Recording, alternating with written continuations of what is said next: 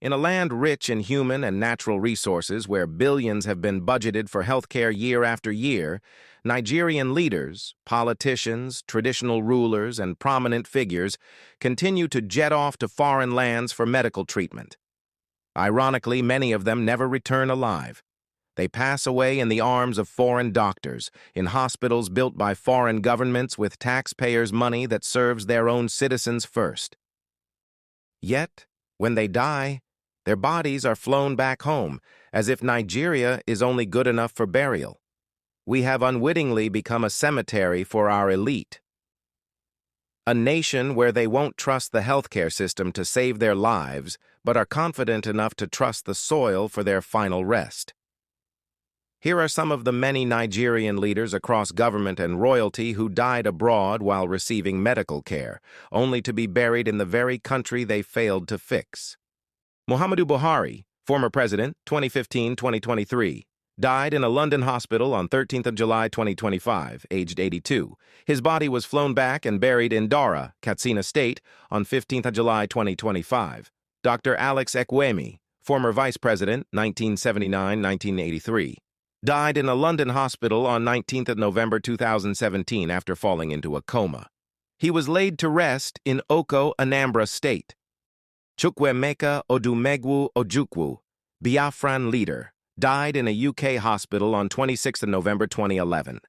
His corpse was flown back to Nigeria for a hero's burial in Nnewi on 2nd March 2012.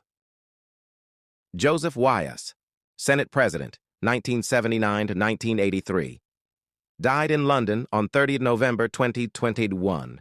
His remains stayed abroad for nearly 3 years before being repatriated and buried in Hot Cross River State in July 2024. Maman Bello Ali, Yobe State Governor and former Senator, died of leukemia in a Florida hospital on 26 January 2009. His body was returned and buried in Yobe.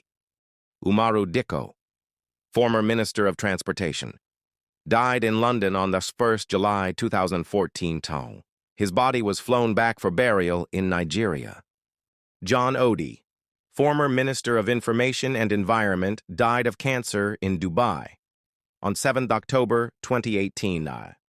He was buried in his hometown in Cross River State in November 2018. Jabolahan Mudasiru, Air Force General and Lagos State Commissioner, died in London on 23 September 2003. Burial arrangements sparked controversy. His final resting location is not publicly confirmed.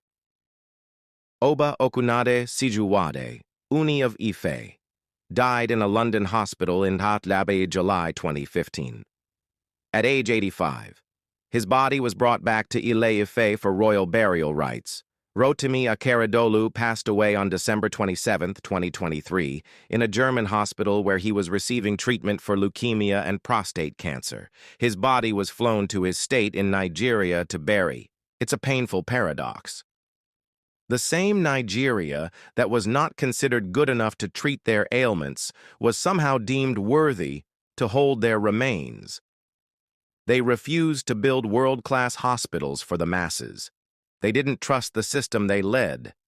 And when the end came, they died in the very countries whose health systems they had silently admired and depended on. What if they had invested in the national hospital the way Britain invested in the NHS? What if they had equipped teaching hospitals with the same quality and urgency they used for campaign rallies? What if they led by example? Until Nigerian leaders begin to believe in Nigeria enough to live and heal. Here, not just to die and be buried, here, true progress will remain a distant dream. This is the reality we are faced with. How long is this going to continue? Only the so-called leaders can answer this question. Don't forget to like, share, comment, and follow me to see more videos like this.